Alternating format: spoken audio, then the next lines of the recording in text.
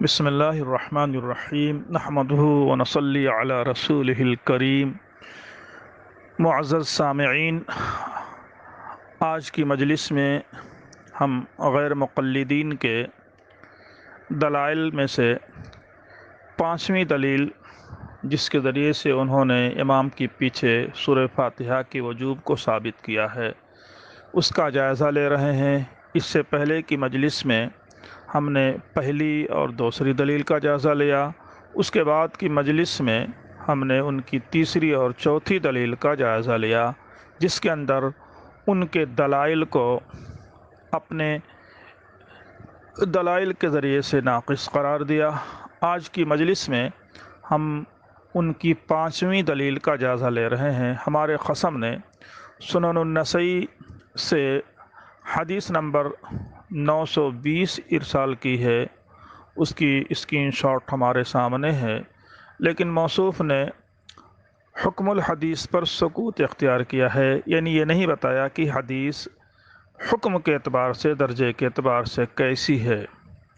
انہوں نے screen shot ارسال کیا تھا، جس کا متن میں پڑھ دیتا ہوں تاکہ آپ کے ذہن میں رہے۔ اخبرنا ہشام بن عمار عن صدقہ عن زید بن واقد عن حرام بن حکیم عن نافع بن محمود بن ربیعہ عن عبادہ بن صامت قال صلی بنا رسول اللہ صلی اللہ علیہ وسلم بعض الصلوات التي يجهر فيها بالقراءة فقال لا يقرأن أحد منكم إذا جهرت بالقراءة إلا بأم القرآن۔ رقم الحدیث 141، سنن النسائی 920۔ یہ حدیث کا متن ہے۔ اس حدیث کو شیخ البانی نے ضعیف قرار دیا ہے، اور ضعیف حدیث سے غیر مقلدین کو استدلال کرتے ہوئے اچھا لگتا ہے۔ خود کو اہل حدیث کہتے ہیں، میں ان کو اگر یہ کہوں کہ وہ اہل حدیث ضعیف اہل حدیث ہیں تو بے جا نہیں ہوگا۔ ہمارے قسم نے دعویٰ کیا ہے کہ یہ سند حسن ہے، یہ سند حسن ہے، لیکن میں کہتا ہوں کہ سند تو بے شک حسن ہے، لیکن جو متن حدیث ہے وہ ضعیف ہے۔ حدیث ضعیف ہے کیونکہ نافع ابن محمود نے قرأت خلف الامام کی موقوفاً روایت کی ہے، موقوفاً روایت کیا ہے۔ کون؟ نافع ابن محمود ابن ربیعہ نے یہ حدیث موقوفاً روایت کیا ہے۔ دیکھیے ابن حبان کی مشاہیر علماء الامصار اور الثقات لابن حبان 5770۔ نافع ابن محمود ابن ربیع سے قرأت خلف الامام کی روایت کے علاوہ کوئی اور روایت مروی نہیں ہے۔ امام ابن حبان رحمہ اللہ نے انہیں ثقات میں شمار تو کیا ہے، لیکن اس کے ساتھ ساتھ یہ بھی تصریح کر دی ہے کہ حدیث معلل، ان کی حدیث معلل ہے، ضعیف ہے۔ دیکھیے میزان الاعتدال للذہبی جلد نمبر 5 صفحہ نمبر 7، اس میں صراحت کے ساتھ لکھا ہے کہ ان کی حدیث معلول ہے۔ ابن حبان رحمہ اللہ نے نافع ابن محمود ابن ربیعہ کی تعریف کرتے ہوئے، یعنی ان کا ترجمہ بیان کرتے ہوئے لکھا ہے کہ نافع ابن محمود ابن ربیعہ من اہل علیہ یروی عن عبادہ ابن الصامت وروى عنه حزام ابن حکیم ومکحول متن خبره في القراءة خلف الامام یخالف متن محمود ابن الربیع۔ کہتے ہیں کہ ان کی روایت خلف الامام، قرأت خلف الامام کے تعلق سے جو انہوں نے روایت نقل کی ہے، ان کا متن محمود ابن الربیع عن عبادہ کے متن کے خلاف ہے۔ گویا کہ دو الگ الگ حدیثیں ہیں، کأنہما حدیثان احدہما اتم من الآخر، ان میں سے ایک دوسرے کے مقابلے میں اتم ہے۔ وعند المکحول الخبران جميعا عن محمود ابن الربیع و نافع ابن محمود ابن ربیعہ۔ مکحول نے دونوں روایتیں محمود ابن الربیع سے اور نافع ابن محمود ابن ربیعہ سے نقل کیا ہے۔ وعند الزہری الخبر عن محمود ابن الربیع، اور زہری، امام زہری کے نزدیک حدیث صرف محمود ابن زہری سے منقول ہے مختصراً۔ دیکھیے الثقات لابن حبان صفحہ نمبر 470، جلد نمبر 5۔ آگے مشاہیر علماء الامصار کے اندر علامہ ابن حبان رحمہ اللہ نے لکھا ہے کہ نافع بن محمود بن ربیعہ سمع عبادۃ بن صامت حدیث القراءۃ خلف الامام موقوفاً۔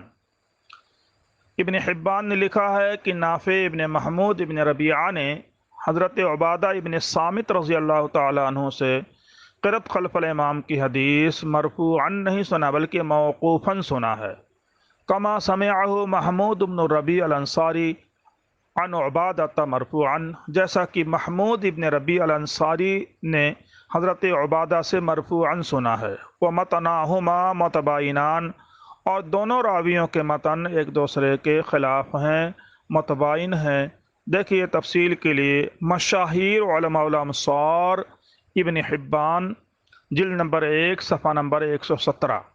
ابن حبان رحمہ اللہ نے یہ وضاحت کی ہے کہ حضرت نافع ابن محمود ابن ربیع کی حدیث حضرت عبادہ ابن صامت کی حدیث میں متباین ہے۔ متباین کا مطلب ایک دوسرے سے مختلف ہے، گویا وہ مستقل حدیث ہے، لہٰذا اسے صحابی رسول حضرت عبادہ کی حدیث کہہ کر کے اس مرفوع نہیں کہا جا سکتا، یقیناً وہ موقوف ہے۔ نافع ابن محمود ابن ربیع اور نافع ابن محمود ابن ربیعہ اور محمود ابن الربیع سے مکحول نے ان سے روایت کیا ہے، اس طرح ان کی حدیث معلل و مضطرب بن گئی جو ضعف کا باعث ہے، لہذا احادیث مرفوعہ کی موجودگی میں اس معلل اور ضعیف حدیث سے استدلال صحیح نہیں ہے۔ مفتری صاحب ہمارے اپنے محققین سے معلوم کر لیں کہ نافع ابن محمود ابن ربیع اور نافع ابن محمود ابن ربیعہ دونوں ایک ہی شخصیت کا نام ہے یا الگ الگ ہیں۔ حضرت عبادہ ابن صامت رضی اللہ تعالی عنہ کی اور بھی حدیثیں ہیں جن کی حدیث جو یہ حدیث نقل کی گئی ہے بالکل اس سے مختلف ہے، دونوں میں تضاد ہے۔ آپ نے اس سے پہلے حضرت عبادہ ابن صامت کی حدیث صحیح ابن حبان اور مسند امام احمد ابن حنبل اور مستخرج ابو عوانہ کے اندر پڑھی ہے، لا صلاۃ لمن لم یقرأ بأم القرآن فصاعدا۔ اسی طرح مسند احمد کے اندر بھی الفاظ یہی ہیں اور مستخرج ابو عوانہ کے اندر بھی الفاظ ہیں۔ یہ حدیث بالکل صحیح ہے، شیخین کی شرط پر ہے، اس حدیث کے خلاف وہ حدیث نقل کی گئی ہے۔ اس کے بعد دیکھیے دلیل نمبر 6 کے طور پر ہمارے خصم نے جو حدیث ہمیں اسکرین شاٹ کی شکل میں بھیجی ہے وہ کتاب القراءۃ خلف الامام للبیہقی ہے، حدیث نمبر ہے 115، حدیث نمبر 115 ہے۔ پہلے حدیث کا متن آپ ملاحظہ کریں، جو حدیث انہوں نے بھیجی ہے اس کے متن میں ہے، متن یعنی سند کے ساتھ پڑھتا ہوں میں، اخبرنا ابو عبداللہ الحافظ انبأنا ابو علی الحسین بن علی الحافظ اخبرنا احمد بن عمیر الدمشقی حدثنا موسى بن سہیل الرملی حدثنا محمد بن ابی السری حدثنا یحییٰ بن حسان حدثنا یحییٰ بن حمزہ عن العلاء بن حارث عن مکحول عن محمود بن الربیع عن عبادہ بن صامت قال سمعت رسول اللہ صلی اللہ علیہ وسلم لا صلاة لمن لم يقرأ بفاتحة الكتاب امام وغیر امام، وروی عن عبداللہ بن عمر بن حارث عن محمود بن ربیع نحو روایت ابن اسحاق عن مکحول عن محمود۔ یہ حدیث نمبر 115 ہے۔ اس کے اندر متن حدیث کا ترجمہ عبادہ ابن صامت کہتے ہیں کہ میں نے رسول اللہ صلی اللہ علیہ وسلم سے سنا ہے کہ لا صلاۃ لمن لم یقرأ بفاتحۃ الکتاب، اس شخص کی نماز نہیں جو سورہ فاتحہ نہ پڑھے، امام ہو کہ غیر امام۔ میں اس پر تبصرہ کرتے ہوئے کہتا ہوں کہ مفتری صاحب آپ کی نگاہ ترجمہ پر ہے اور ہماری نگاہ سند اور متن پر ہے۔ آپ نے یہ نہیں بتایا کہ حدیث فنی اعتبار سے کس معیار کی ہے، ذرا وضاحت فرمائیں۔ کیا इस किताब का कोई तर्जमा और शरह नहीं मिली थी। आपने अच्छा तरीक़ा ढूंढ निकाला है कि उसकी स्क्रीनशॉट भेज देते हैं कि सांप भी मर जाए और लाठी भी बच जाए, अपनी मुज्तहिदाना शान पर आँच ना आने पाए। यह काम तो महज तकलीदी है, इसलिए मैं बार बार कहता हूँ कि ये काम यानी इज्तिहाद का काम आपके बस का रोग नहीं है। बिला वजह आप अपनी सलाहियतें इसमें बर्बाद कर रहे हैं। मोहतरम, सनद पर गौर कीजिए। अन मकहूल अन महमूद इब्न रबी अन उबादा इब्न सामित।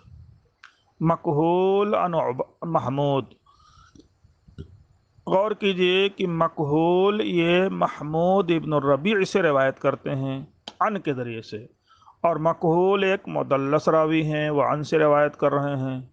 और इससे पहले आपको बताया जा चुका है कि मकहूल के बारे में इमाम इब्न साद फरमाते हैं ज़अफ़हु जमाअतुन, एक जमाअत ने उनको ज़ईफ़ करार दिया है। मीज़ानुल इत्दाल जिल्द नंबर 4 सफ़ा नंबर 378।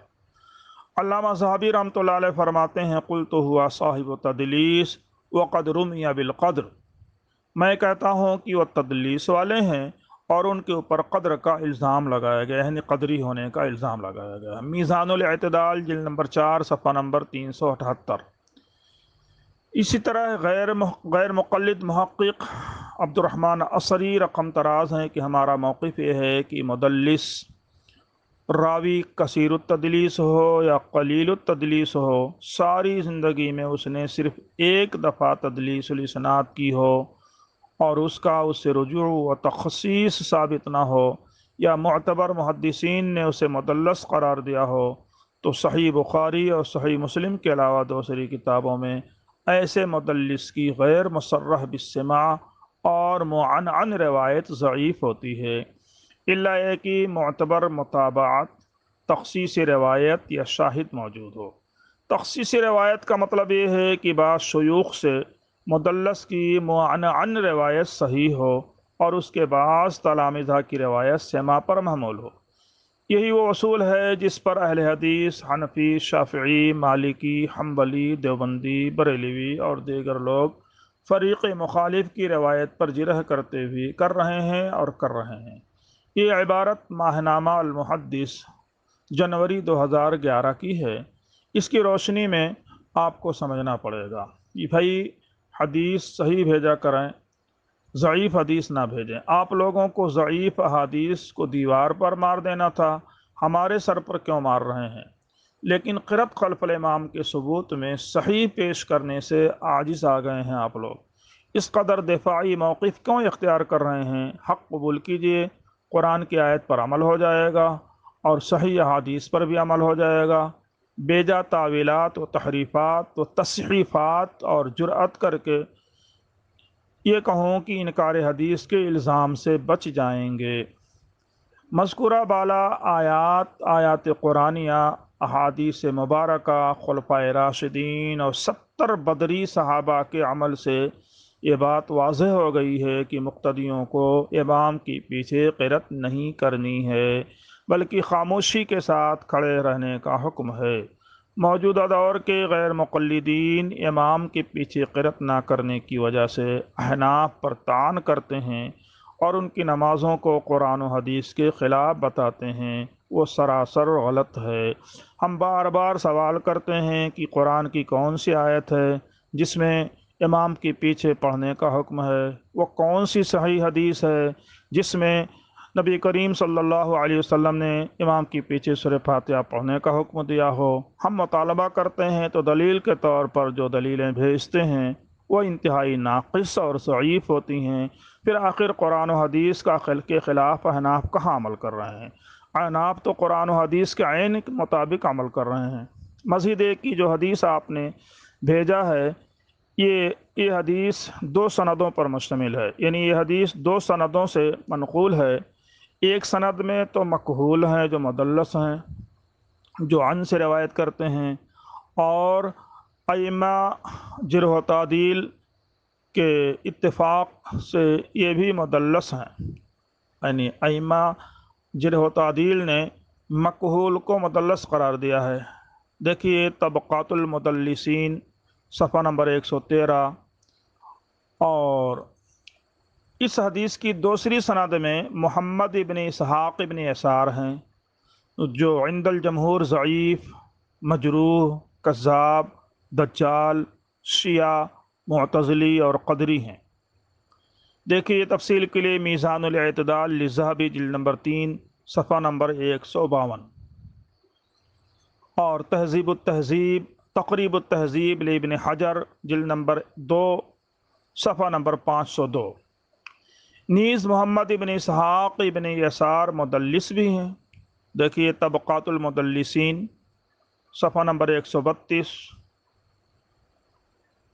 اور غیر مقلد مجتہد علی زئی یہ بھی مدلس کے عنعنہ کو قبول نہیں کرتا ہے۔ دیکھیے نور العینین لعلی زئی، لہذا یہ روایت ضعیف اور ناقابل حجت ہے۔ مزید ہے کہ اس سند میں دوسرا راوی مکحول ہے جس کے بارے میں نے بتایا کہ وہ مدلس ہے۔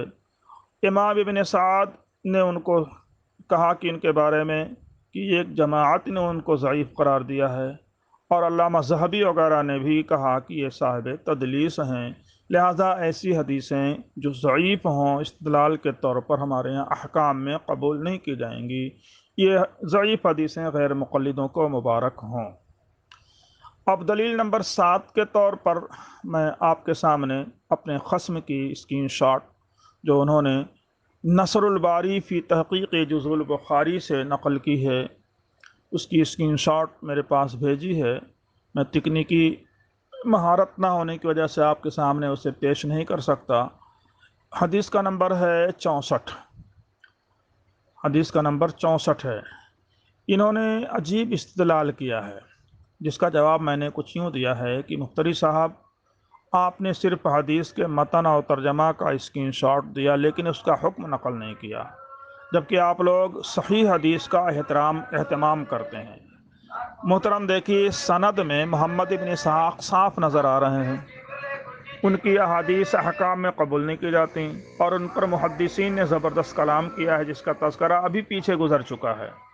دوسرے نمبر پر مکحول راوی ہیں جو پیچھے جن کا تذکرہ کیا گیا کہ مدلس ہیں اور عن سے روایت کرتے ہیں۔ مزید یہ کہ مکحول کا سماع محمود ابن ربیع سے ثابت بھی نہیں ہے، جس کی وجہ سے یہ حدیث موقوف ہوئی۔ مفتری صاحب اس ضعیف روایت سے فاتحہ خلف الامام کی فرضیت کس طرح ثابت ہوگی؟ اس سے پہلے بھی حدیث آپ نے نقل کی، اس کا بھی جواب دیا گیا، لیکن امام بخاری کا بخار اس طرح آپ لوگوں پر چڑھا ہوا ہے کہ ان کے مسلک کے خلاف سننے کے لیے تیار نہیں۔ کسی شخصیت سے عقیدت و محبت بہتر ہے، لیکن اس کی وہی بات قابل قبول ہوگی جو صحیح اور باسند ہو، ضعیف بات قبول نہیں کی جائے گی۔ اس تعلق سے آپ لوگ غور کر لیں۔ گر ترک کے تعلق کا ارادہ ہے تو کہہ دو، گر ترک کے تعلق کا ارادہ ہے تو کہہ دو، تمہید کی صورت میں یہ تعویل کہاں تک۔ آج کی مجلس میں بس اتنا ہی، انشاءاللہ آئندہ مجلس میں غیر مقلدین کی 8ویں دلیل کا جائزہ لیا جائے گا۔